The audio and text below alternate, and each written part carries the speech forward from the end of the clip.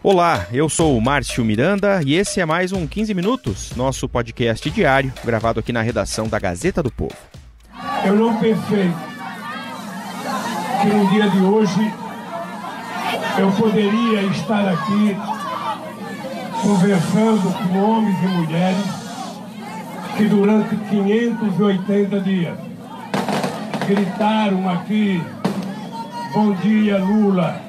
A decisão do Supremo Tribunal Federal, na semana passada, que mudou o entendimento sobre a prisão em segunda instância e beneficiou o ex-presidente Lula, que deixou a cadeia, pode ser vista como uma derrota da Lava Jato. Aliás, não é só essa, não. A operação que desde a primeira fase, em 2014, só evoluiu e descobriu talvez o maior escândalo de corrupção da história do país, vem passando por um ano difícil, acumulando notícias ruins para a operação. A editora de República aqui da Gazeta, Kelly Cadanos, conversa comigo agora aqui no 15 Minutos, direto de Brasília, para a gente analisar esse assunto. Essa questão da prisão após a segunda instância, que foi derrubada, vamos dizer assim, pelo Supremo na semana passada, dá para dizer que é uma bandeira da Lava Jato já há muito tempo e por isso não tem como falar o contrário, né? Foi uma derrota também da operação. Kelly. Essa decisão do Supremo na semana passada de proibir a prisão em segunda instância foi sim uma derrota para a Operação Lava Jato, na medida em que todos os procuradores, o próprio ex-juiz federal, atual ministro da Justiça, Sérgio Moro, sempre defenderam essa bandeira, né?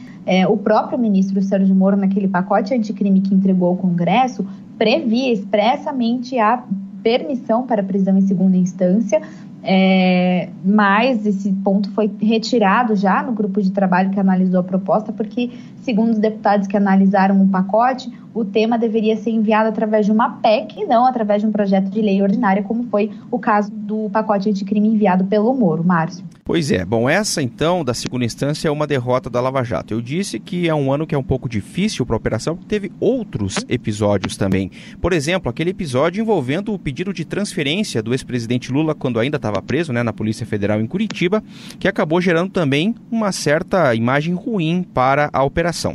Isso, Márcio. Isso causou bastante desgaste também para a Operação Lava Jato. Acho que foi a primeira grande derrota que a operação sofreu no STF, porque no mesmo dia em que a juíza Carolina Lebos autorizou a transferência do ex-presidente para um presídio estadual de São Paulo, e mais tarde foi definido que esse presídio seria de Tremembé, no mesmo dia o Supremo derrubou essa transferência por quase que por uma unanimidade. Foram 10 votos a 1. O único ministro que se posicionou contra a derrubada da decisão da juíza foi o ministro Marco Aurélio. E ele não discordou no mérito, ele discordou na forma. Ele disse que o recurso não deveria ter sido impetrado direto no Supremo contra a transferência. Só por isso ele votou contra, isso não teria sido unanimidade. Deveria a defesa ter recorrido ao órgão revisor da decisão do juízo de Curitiba. E aí a gente lembra de colocar nessa conta ministros que historicamente são a favor da Lava Jato, como, por exemplo, o relator, o Edson Fachin, a ministra Carmen Lúcia, o ministro Luiz Roberto Barroso, que são ferrenhos defensores da Lava Jato, e naquele episódio votaram contra a operação, contra a transferência do ex-presidente Lula para Tremembé, Márcio. Pois é. Teve também a questão do acordo da Lava Jato lá com os Estados Unidos, outra derrota no Supremo, né? Isso, o STF cancelou aquele acordo feito entre a Lava Jato e o Departamento de Justiça dos Estados Unidos, que previa a criação de uma fundação privada para gerir recursos de uma multa de 2,5 bilhões de reais pagos pela Petrobras em uma ação lá nos Estados Unidos. Nesse caso, até a PGR, que era na época a Raquel Dodge, foi contra a criação dessa fundação, no qual a MPF inclusive teria uma cadeira, né? E a fundação até hoje é motivo de críticas à Lava Jato. Na semana passada, no julgamento sobre a prisão em segunda instância, esse assunto foi de novo trazido à tona pelos ministros Gilmar Mendes, Dias Toffoli e Alexandre de Moraes, que o Alexandre de Moraes, inclusive, foi o ministro que decidiu que a fundação não poderia ser criada. O Gilmar Mendes, um ferrenho crítico da Lava Jato, chama a fundação de Fundação Dallagnol, né, em referência ao coordenador da Força Tarefa da Lava Jato em Curitiba, Deltan Dallagnol. E antes nós não sabíamos ainda da investigação relativa à Fundação Dallagnol, que teria um fundo de 2,2 bi. E essa tentativa de criar uma fundação privada pegou muito mal para a Operação Lava Jato, pegou muito mal para a imagem da operação e até hoje ela é alvo de críticas por causa disso. E aí, continuando nessa série de momentos ruins da operação, em 2019, teve o episódio de anulação de sentenças. Isso mesmo, a STF anulou 2 sentenças da Lava Jato em primeira instância que tinham sido proferidas pelo ex-juiz Sérgio Moro. Foram as primeiras sentenças que caíram através de uma decisão do STF, primeiro na segunda turma e depois no plenário, abrindo um precedente para derrubar outros 31 casos de condenações em primeira instância da Lava Jato.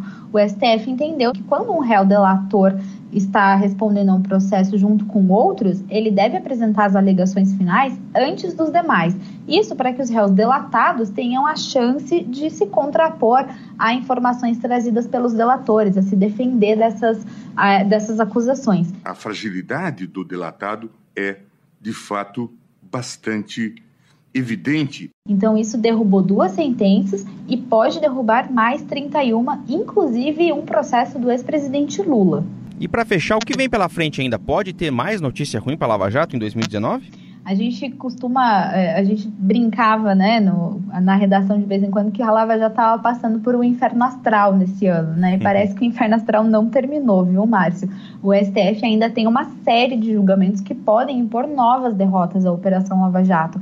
Por exemplo, a segunda turma do Supremo Tribunal Federal tem nas mãos um recurso da defesa do Lula que pede a suspeição do ex-juiz Sérgio Moro, que é que ele seja considerado parcial para julgar o petista e que, com isso, todos os processos que foram tocados pelo ex-juiz sejam anulados. Isso envolve o triplex no Guarujá, envolve o sit-in em Atibaia, envolve uma série de processos em que o ex-juiz tomou decisões em relação ao ex-presidente Lula. E mais grave que isso, a defesa também quer que a Lava Jato seja considerada suspeita para julgar o ex-presidente, que todos os procuradores sejam considerados parciais.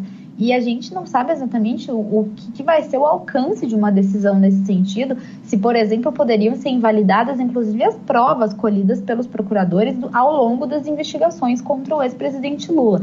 Isso tudo está nas mãos do Supremo, da segunda turma, que vai decidir. E, além disso, o plenário também vai discutir ainda nesse mês a possibilidade de compartilhamento de informações entre o COAF e o Ministério Público. A gente lembra que, em julho, o presidente do STF, o Dias Toffoli, atendeu um pedido da defesa do senador Flávio Bolsonaro e ele suspendeu todos os processos judiciais e investigações em que dados bancários de investigados foram compartilhados por órgãos de controle, como o COAF, a Receita Federal, sem uma autorização expressa do Poder Judiciário.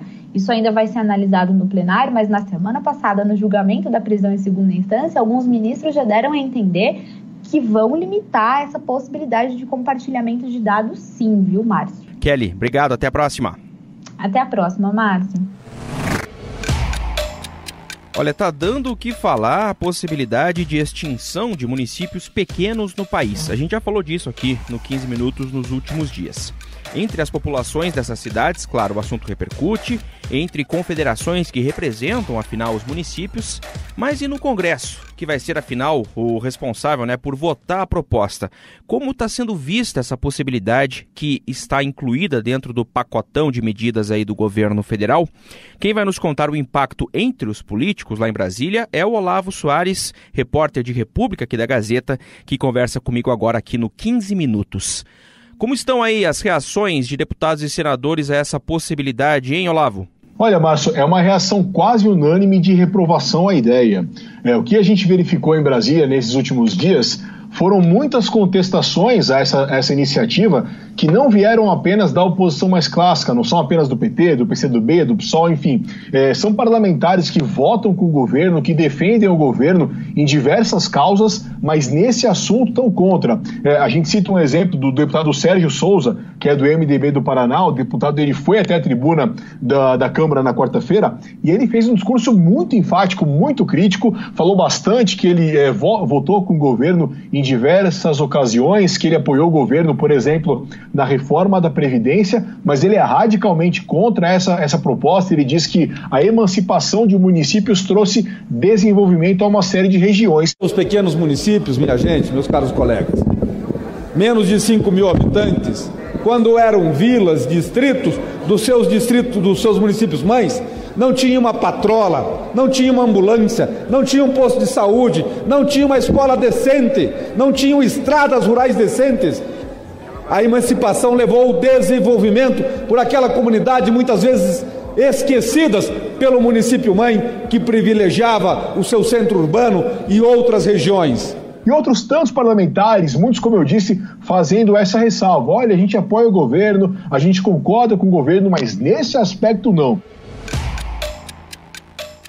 Uma rara voz de apoio foi de um parlamentar do PSL, que é um governista, um dos maiores apoiadores do presidente Bolsonaro, que é o deputado Carlos Jordi, do PSL do Rio. Até que, enfim, o presidente teve coragem de tomar uma medida como essa. Municípios que foram emancipados e que, infelizmente, foram emancipados, que não produzem, não têm uma arrecadação digna para poder estar prestando serviço de qualidade para seus habitantes. Municípios que têm um gasto enorme com prefeituras, com secretários e com vereadores. Ele foi um dos que foi a público, pegou o microfone para dizer que ele defende essa proposta, citou o caso de uma cidade do Rio que se emancipou de outra maior e essa cidade maior está se desenvolvendo e, segundo ele, a cidade menor não. Cito aqui o município de Carapebus, que foi distrito de Macaé, foi emancipado e hoje vê Macaé prosperando e o município às traças. Por isso defendo sim essa medida e acho que deveria ser até mais do que 5 mil habitantes. Mas enfim, essa foi uma exceção. Como eu disse, além da oposição clássica, a gente já espera que vá criticar qualquer medida do governo, até o centro e parlamentares governistas não receberam bem essa iniciativa. Olavo, até hoje, assim, ou pelo menos nos últimos tempos, né, o Congresso, ele aborda de alguma maneira esse assunto, extinção de municípios, como está previsto agora na PEC do governo, em projetos de lei e tal, ou não? Ou trata mais até da possibilidade de criação de novos municípios no país? Como é que é essa relação do tema dentro do âmbito aí de Brasília? Olha, sem a menor dúvida, o que mais ocorre é a discussão em torno de criação. Só fazer uma pincelada histórica para a gente destacar o que ocorreu no Brasil nos últimos 30 anos. Quando houve a Constituição de 88, a Constituição determinou que a criação de municípios ela deveria ser feita por estados. Cada estado poderia ter a sua própria regra para criar municípios. E o que aconteceu naquele período foi uma verdadeira festa, uma verdadeira farra. Mais de 1.000 municípios foram criados entre 88 e 96. Em 96 houve uma barra, ou uma emenda constitucional, modificou essa regra e determinou que que a criação de municípios, melhor dizendo, deveria ser regulamentada pela União. Essa regulamentação nunca ocorreu, ela não foi feita de lá até hoje. Então, assim, de 96 até hoje, já estamos falando de 23 anos, os municípios que foram criados de lá para cá, eu não sei o número exato, mas foram seguramente menos de 100, esses municípios foram criados por disputa judicial, enfim, não foram naturalmente criados como foram aqueles daquela primeira leva. E de lá para cá, então, o Congresso discute bastante a possibilidade de se criar novos municípios. Houve 2 projetos, um em 2013 e um em 2014, ambos muito parecidos, que regulamentavam, como eu disse, porque não houve regulamentação. Esses 2 projetos, eles tinham uma coisa que não houve naquele primeiro período que eu disse, que era de criação de municípios. Eles determinavam população mínima para as novas cidades. E qual que era a regra? A população mínima seria de 6 mil habitantes nas regiões Norte e Nordeste, 12 mil no Centro-Oeste e 20 mil no Sul e no Sudeste. Isso seria uma grande mudança em relação ao que houve. Mas, nas 2 ocasiões, houve o veto da então presidente Dilma Rousseff, né? E o Congresso não derrubou esse veto. Hoje em dia, há projetos tramitando na Câmara dos Deputados com teor muito parecido àqueles que foram derrubados. Então, assim, é uma luta constante. O Congresso sempre tenta fazer isso, tenta trazer esse assunto à pauta. Com alguma frequência também ocorrem eventos de municipalistas aqui em Brasília. Eles fazem marcha, evento, caminhadas, enfim, seminários da Câmara dos Deputados com esse tipo de reivindicação. Então, assim, a extinção de municípios não é uma tônica mesmo. E sim a criação, né? Ou pelo menos a tentativa de criação.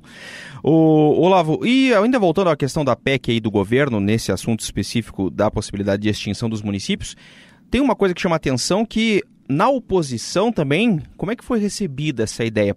O que acontece, Márcio, por parte da oposição, aí eu estou falando da oposição do PT, do PCdoB, do PSOL, enfim, esses parlamentares, eles são críticos, né, à ideia, só que muitos deles, eles estão partindo do pressuposto de que essa iniciativa, ela é aquele chamado bode na sala, né? O que é o bode na sala? É quando você apresenta uma proposta que você sabe que ela é impopular, você usa ela como moeda de troca. Então, olha, pessoal, estou colocando isso aqui, e aí, e depois você tira isso e você bota de bonzinho, digamos assim, né? Então o pessoal do PT, da oposição, enfim, tá achando que o governo está fazendo isso. Por quê? A gente se recorda que essa proposta da extinção de municípios, ela está dentro de um bolo muito maior de medidas que o governo apresentou da reforma do Estado, que é uma proposta muito mais ampla do que isso dos municípios. Então o pessoal da oposição tá identificando, na opinião deles, que o governo ele não vai empreender esforços, não vai levar adiante essa questão da extinção dos municípios e vai ceder isso para poder garantir aprovar as outras coisas que o governo teria mais interesse. Legal. Olavo Soares, repórter de República da Gazeta em Brasília. Obrigado, Olavo. Até a próxima.